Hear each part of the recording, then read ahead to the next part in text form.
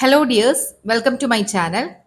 ഇന്നത്തെ ക്ലാസ് 2026 അക്ഷര കൈരളി പരീക്ഷാ പതിപ്പിലെ +2 തുല്യത business studies model question paper discussion ആണ്. ഇതുപോലെയുള്ള ക്വസ്റ്റ്യൻ പേപ്പർ ഡിസ്കഷനും എക്സാം റിലേറ്റഡ് ക്ലാസ്സുകളും ലഭിക്കാൻ ചാനൽ സബ്സ്ക്രൈബ് ചെയ്യുക. നിങ്ങളുടെ അഭിപ്രായങ്ങൾ കമന്റ് ചെയ്യുകയും ക്ലാസ് ഇഷ്ടമായാൽ ലൈക്കും ഷെയറും ചെയ്ത് സപ്പോർട്ട് ചെയ്യുക. ക്വസ്റ്റ്യൻ പേപ്പർ നോക്കാം. 1 മുതൽ 10 വരെയുള്ള ഏതെങ്കിലും 8 ചോദ്യങ്ങൾക്ക് ഉത്തരം നൽകുക. ഓരോന്നിനും 1 സ്കോർ വീതം. ഒന്നാമത്തെ ചോദ്യം, മാനേജ്മെന്റിന്റെ സത്തയായി കണക്കാക്കുന്നത് ഏത്? മാനേജ്മെന്റിന്റെ സത്തയായി കണക്കാക്കുന്നത് ഏത്? ഓപ്ഷൻസ്: ആസൂത്രണം, ഏകോപനം, നിയന്ത്രണം, ഉദ്യോഗവൽക്കരണം. ആൻസർ: ഏകോപനം. ആൻസർ: ഏകോപനം. ക്വസ്റ്റ്യൻ നമ്പർ 2, താഴെ തന്നിരിക്കുന്നവയിൽ സാമ്പത്തിക പരിസ്ഥിതിക്ക് ഉദാഹരണമല്ലാത്തത് ഏത്? താഴെ തന്നിരിക്കുന്നവയിൽ സാമ്പത്തിക പരിസ്ഥിതിക്ക് ഉദാഹരണമല്ലാത്തത് ഏത്? ഓപ്ഷൻസ്: പലിശ നിരക്ക്, സാക്ഷരതാ നിരക്ക്, ഓഹരി വിപണി സൂചികകൾ, പണപ്പെരുപ്പ നിരക്ക്. ആൻസർ: സാക്ഷരതാ നിരക്ക്. ആൻസർ: സാക്ഷരതാ നിരക്ക്. ക്വസ്റ്റ്യൻ നമ്പർ 3, എന്തു ചെയ്യണം, എങ്ങനെ ചെയ്യണം എന്ന് മുൻകൂട്ടി തീരുമാനിക്കുന്ന മാനേജ്മെന്റ് ധർമ്മമാണ് ഡാഷ്. എന്ത് ചെയ്യണം, എങ്ങനെ ചെയ്യണം എന്ന് മുൻകൂട്ടി തീരുമാനിക്കുന്ന മാനേജ്മെന്റ് ധർമ്മമാണ് ഡാഷ്. ആസൂത്രണം. ആൻസർ: ആസൂത്രണം. ക്വസ്റ്റ്യൻ നമ്പർ 4, ഒരു പ്രത്യേക ദൗത്യം നിർവഹിക്കുന്നതിനായി മാനേജ്മെന്റ് ബോധപൂർവമായി രൂപകൽപ്പന ചെയ്യുന്ന സംഘടനാ ഘടനയാണ് ഡാഷ്. ഒരു പ്രത്യേക ദൗത്യം നിർവഹിക്കുന്നതിനായി മാനേജ്മെന്റ് ബോധപൂർവമായി രൂപകൽപ്പന ചെയ്യുന്ന സംഘടനാ ഘടനയാണ് ഡാഷ്. ഓപ്ഷൻസ്: അനൗപചാരിക സംഘടന, തിരശ്ചീന സംഘടന, ലംബ സംഘടന, ഔപചാരിക സംഘടന. ആൻസർ: ഔപചാരിക സംഘടന. ആൻസർ: ഔപചാരിക സംഘടന. ക്വസ്റ്റ്യൻ നമ്പർ 5, ചുവടെ നൽകിയിട്ടുള്ളവയിൽ ജോലി സ്ഥലത്തിനുള്ള പരിശീലന രീതി അല്ലാത്തത് ഏത്? ചുവടെ നൽകിയിരിക്കുന്നവയിൽ ജോലി സ്ഥലത്തുള്ള പരിശീലന രീതി അല്ലാത്തതേത്? ഓപ്ഷൻസ്: അപ്രന്റീസ്ഷിപ്പ് പരിശീലനം, കേസ് പഠനം, കോച്ചിംഗ്, ഇന്റേൺഷിപ്പ് പരിശീലനം. ആൻസർ: കേസ് പഠനം. ആൻസർ: കേസ് പഠനം. ക്വസ്റ്റ്യൻ നമ്പർ 6, യഥാർത്ഥ പ്രകടനം ആസൂത്രണം ചെയ്തതനുസരിച്ചാണെന്ന് ഉറപ്പുവരുത്തുന്ന മാനേജ്മെന്റ് ധർമ്മമാണ് ഡാഷ്. യഥാർത്ഥ പ്രകടനം ആസൂത്രണം ചെയ്തതനുസരിച്ചാണെന്ന് ഉറപ്പുവരുത്തുന്ന മാനേജ്മെന്റ് ധർമ്മമാണ് ഡാഷ്. ഓപ്ഷൻസ്: ഏകോപനം, സംഘാടനം, നിയന്ത്രിക്കൽ, മാർഗനിർദ്ദേശം. ആൻസർ: നിയന്ത്രിക്കൽ. ആൻസർ: നിയന്ത്രിക്കൽ. ക്വസ്റ്റ്യൻ നമ്പർ 7, പ്രോത്സാഹനവുമായി ബന്ധപ്പെട്ട വേറിട്ടത് കണ്ടെത്തുക. പ്രോത്സാഹനവുമായി ബന്ധപ്പെട്ട വേറിട്ടത് കണ്ടെത്തുക. ഓപ്ഷൻസ്: ബോണസ്, ശമ്പളം, തൊഴിൽ സുരക്ഷ, പെൻഷൻ. ആൻസർ: തൊഴിൽ സുരക്ഷ. ആൻസർ: തൊഴിൽ സുരക്ഷ. ക്വസ്റ്റ്യൻ നമ്പർ 8, താഴെ പറയുന്നവയിൽ വിപണന മിശ്രണത്തിന്റെ ഘടകമല്ലാത്തത് ഏത്? താഴെ പറയുന്നവയിൽ വിപണന മിശ്രണത്തിന്റെ ഘടകമല്ലാത്തത് ഏത്? ഓപ്ഷൻസ്: ഉൽപ്പന്നം, സ്ഥലം, പ്രക്രിയ, വില. ആൻസർ: പ്രക്രിയ. ആൻസർ: പ്രക്രിയ. ക്വസ്റ്റ്യൻ നമ്പർ 9, ഉൽപ്പന്നങ്ങളുടെ വിശദാംശങ്ങൾ അവയുടെ പാക്കിങ്ങിലോ ഉൽപ്പന്നത്തിൽ തന്നെയോ രേഖപ്പെടുത്തുന്നതിനെ ഡാഷ് എന്ന് വിളിക്കുന്നു. ഉൽപ്പന്നങ്ങളുടെ വിശദാംശങ്ങൾ അവയുടെ പാക്കിങ്ങിലോ ഉൽപ്പന്നത്തിൽ തന്നെയോ രേഖപ്പെടുത്തുന്നതിനെ ഡാഷ് എന്ന് വിളിക്കുന്നു. Options: branding, pricing, packaging, labelling. Answer: labelling. Answer: labelling. Question number 10, ഹ്രസ്വകാല ബാധ്യതകളേക്കാൾ അധികമുള്ള ഹ്രസ്വകാല ആസ്തികളെ ഡാഷ് എന്ന് വിളിക്കുന്നു. ഹ്രസ്വകാല ബാധ്യതകളേക്കാൾ അധികമുള്ള ഹ്രസ്വകാല ആസ്തികളെ ഡാഷ് എന്ന് വിളിക്കുന്നു. ആൻസർ: അറ്റ പ്രവർത്തന മൂലധനം. ആൻസർ: അറ്റ പ്രവർത്തന മൂലധനം. അല്ലെങ്കിൽ net working capital. Net working capital. 11 മുതൽ 16 വരെയുള്ള ഏതെങ്കിലും 5 ചോദ്യങ്ങൾക്ക് ഉത്തരം എഴുതുക. ഓരോന്നിനും 2 സ്കോർ വീതം. Question number 11.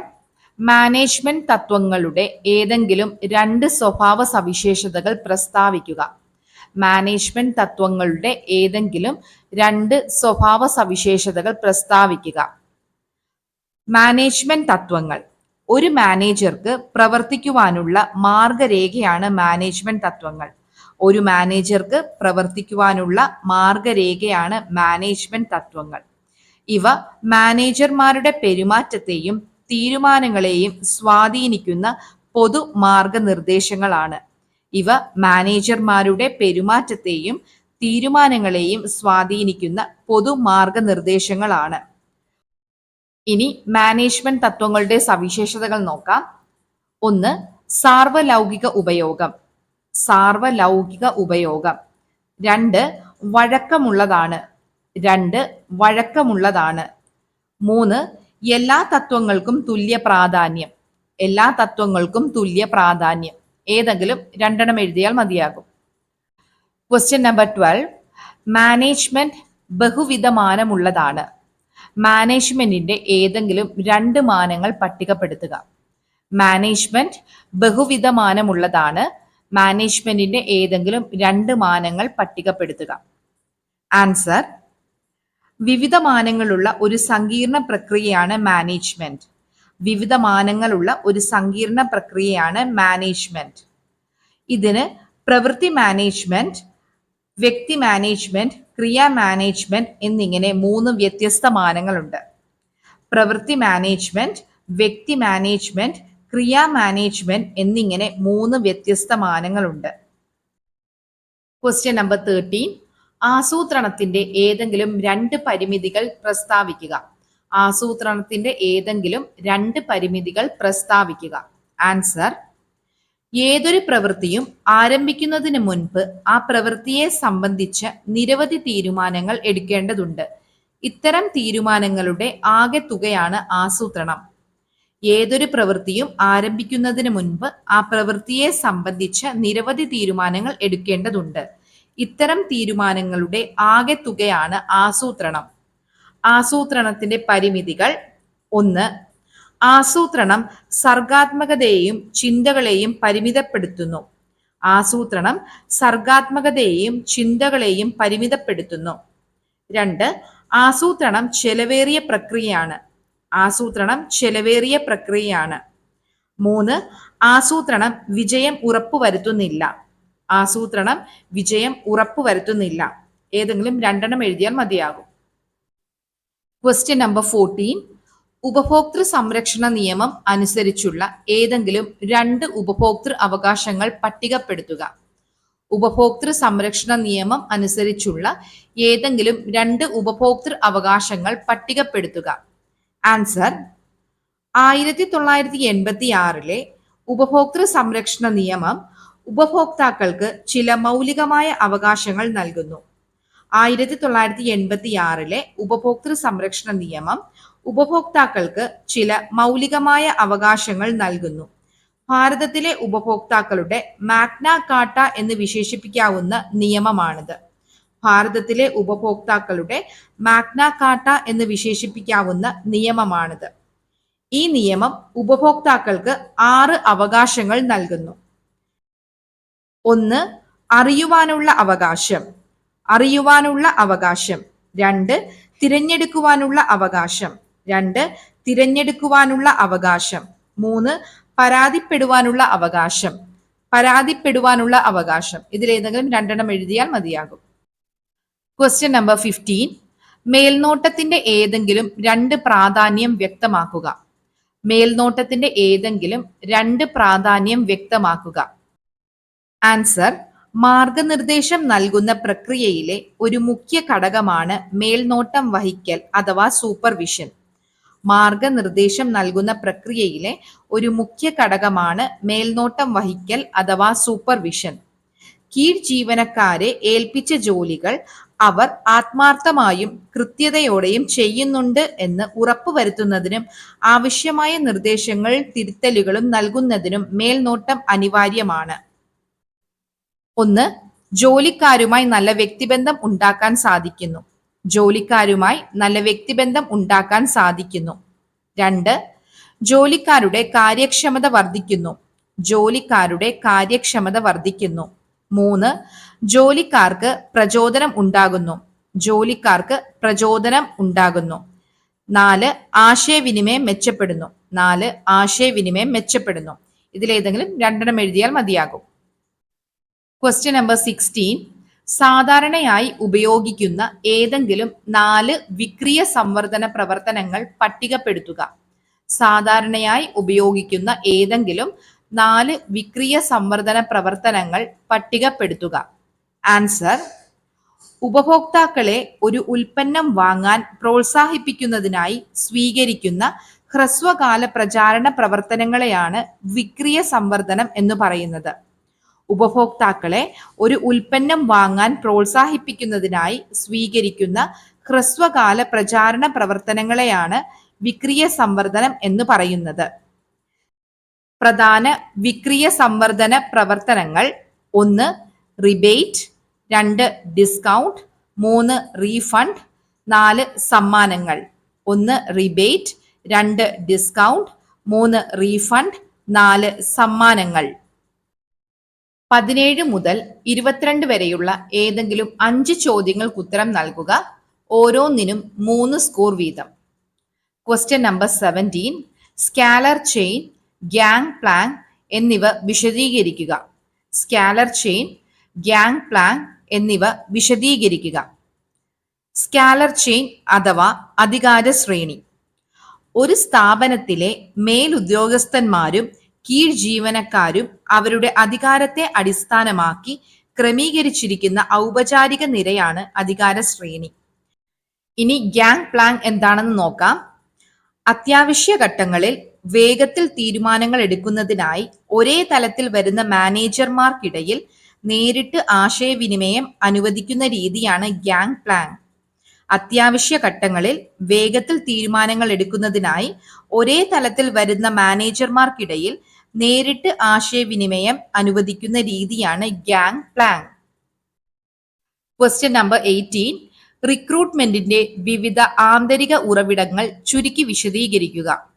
റിക്രൂട്ട്മെന്റിന്റെ വിവിധ ആന്തരിക ഉറവിടങ്ങൾ ചുരുക്കി വിശദീകരിക്കുക. ആൻസർ: ആന്തരിക ഉറവിടങ്ങൾ. ആന്തരിക ഉറവിടങ്ങൾ എന്നത് സ്ഥാപനത്തിൽ നിലവിൽ ജോലി ചെയ്യുന്ന ജീവനക്കാരിൽ നിന്നു തന്നെ ഒഴിവുകൾ നികത്തുന്ന രീതിയാണ്. ആന്തരിക ഉറവിടങ്ങൾ എന്നത് സ്ഥാപനത്തിൽ നിലവിൽ ജോലി ചെയ്യുന്ന ജീവനക്കാരിൽ നിന്നു തന്നെ ഒഴിവുകൾ നികത്തുന്ന രീതിയാണ്. ആന്തരിക ഉറവിടങ്ങൾ 2 തരത്തിലാണ്. 1 സ്ഥലം മാറ്റം, 2 സ്ഥാനക്കയറ്റം. സ്ഥലം മാറ്റം അല്ലെങ്കിൽ ട്രാൻസ്ഫർ ഒരു ജീവനക്കാരനെ അതേ പദവിയിലും അതേ ശമ്പളത്തിലും ഒരു വിഭാഗത്തിൽ നിന്ന് മറ്റൊരു വിഭാഗത്തിലേക്കോ ഒരു സ്ഥലത്ത് നിന്ന് മറ്റൊരു സ്ഥലത്തേക്കോ മാറ്റുന്നതാണ്. ഇതിനെ തിരശ്ചീന മാറ്റം അഥവാ ഹൊറിസോണ്ടൽ ഷിഫ്റ്റിംഗ് എന്ന് പറയുന്നു.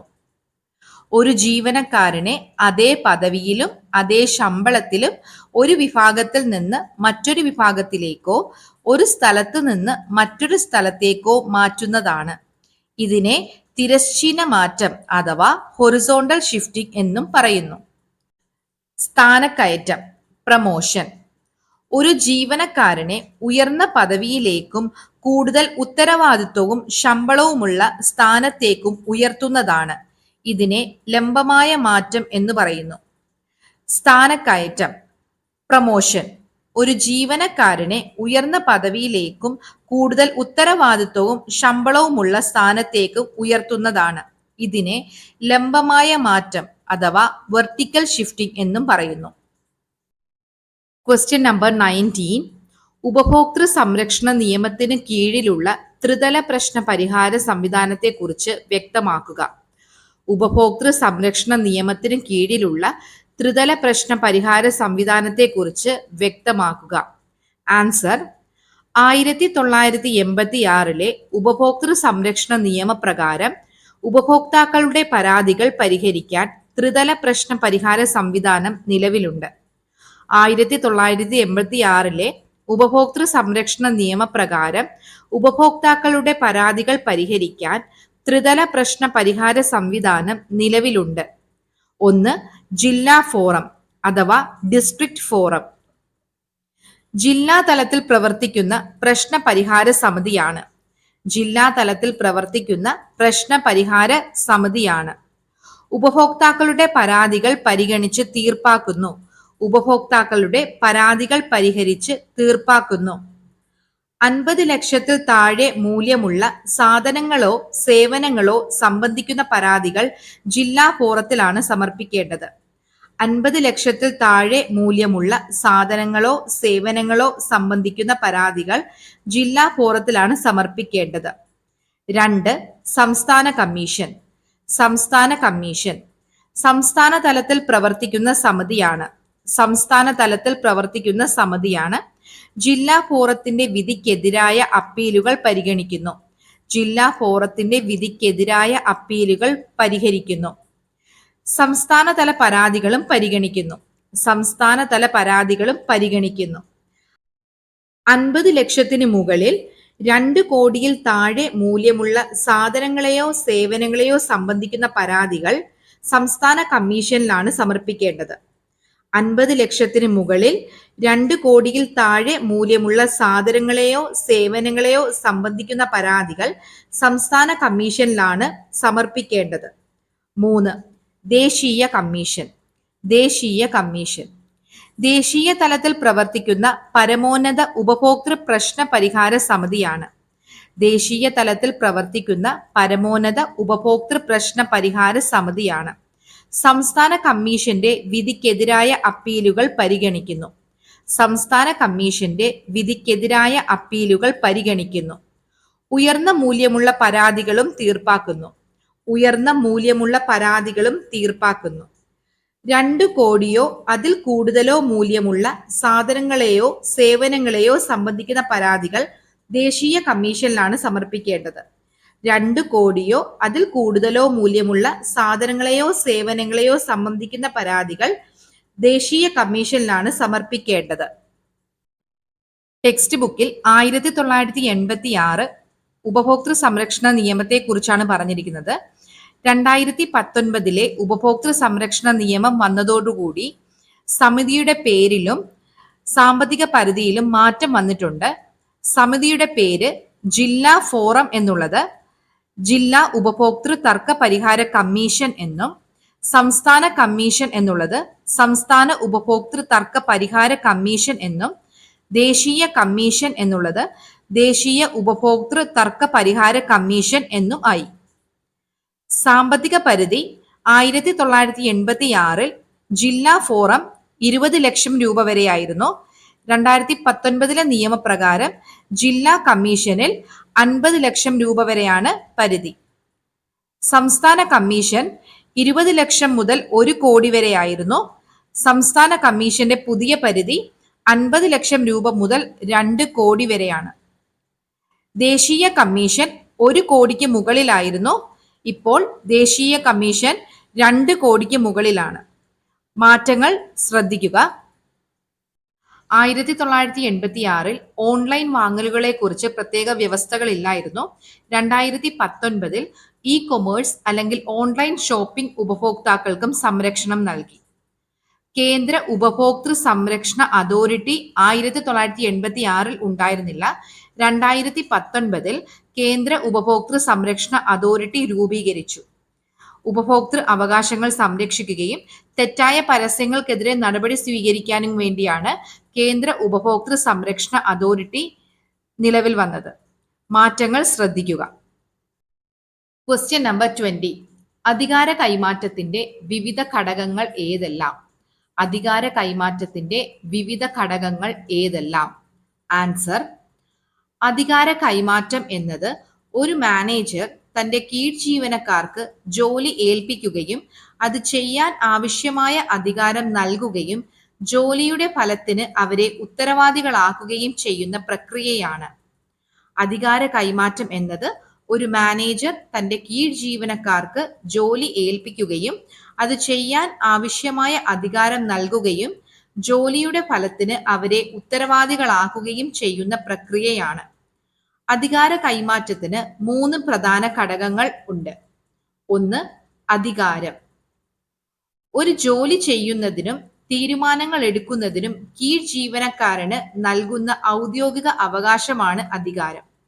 ഒരു ജോലി ചെയ്യുന്നതിനും തീരുമാനങ്ങൾ എടുക്കുന്നതിനും കീഴ് ജീവനക്കാരന് നൽകുന്ന ഔദ്യോഗിക അവകാശമാണ് അധികാരം. 2, ഉത്തരവാദിത്വം. ഏൽപ്പിച്ച ജോലി കൃത്യമായി നിർവഹിക്കുവാനുള്ള ബാധ്യതയാണ് ഉത്തരവാദിത്വം. ഏൽപ്പിച്ച ജോലി കൃത്യമായി നിർവഹിക്കുവാനുള്ള ബാധ്യതയാണ് ഉത്തരവാദിത്വം. 3, കണക്ക് ബോധ്യപ്പെടുത്തൽ. കണക്ക് ബോധ്യപ്പെടുത്തൽ. ചെയ്ത ജോലിയുടെ ഫലത്തിന് മേലുദ്യോഗസ്ഥനോട് വിശദീകരണം നൽകേണ്ട ബാധ്യതയാണ് കണക്ക് ബോധ്യപ്പെടുത്തൽ. ചെയ്ത ജോലിയുടെ ഫലത്തിന് മേലുദ്യോഗസ്ഥനോട് വിശദീകരണം നൽകേണ്ട ബാധ്യതയാണ് കണക്ക് ബോധ്യപ്പെടുത്തൽ. അക്കൗണ്ടബിലിറ്റി എന്നും പറയും. കണക്ക് ബോധ്യപ്പെടുത്തൽ അക്കൗണ്ടബിലിറ്റി എന്നും പറയും. Question number 21. ആശയവിനിമയ പ്രക്രിയയിലെ വിവിധ ഘടകങ്ങൾ രേഖപ്പെടുത്തുക. ആശയവിനിമയ പ്രക്രിയയിലെ വിവിധ ഘടകങ്ങൾ രേഖപ്പെടുത്തുക. ആൻസർ: ആശയങ്ങളും വസ്തുതകളും ഒരാളിൽ നിന്ന് മറ്റൊരാളിലേക്ക് കൈമാറുന്ന പ്രക്രിയയാണ് ആശയവിനിമയം. ആശയങ്ങളും വസ്തുതകളും ഒരാളിൽ നിന്ന് മറ്റൊരാളിലേക്ക് കൈമാറുന്ന രീതിയാണ് ആശയവിനിമയം. ഒരു സ്ഥാപനത്തിന്റെ സുഗമമായ പ്രവർത്തനത്തിന് ആശയവിനിമയം വളരെ അനിവാര്യമാണ്. ഒരു സ്ഥാപനത്തിന്റെ സുഗമമായ പ്രവർത്തനത്തിന് ആശയവിനിമയം വളരെ അനിവാര്യമാണ്. ആശയവിനിമയ പ്രക്രിയയുടെ ഘടകങ്ങൾ നോക്കാം. 1, പ്രേക്ഷിതൻ. പ്രേക്ഷിതൻ. 2, സന്ദേശം. 3, എൻകോഡിംഗ്. എൻകോഡിംഗ്. 4, മാധ്യമം.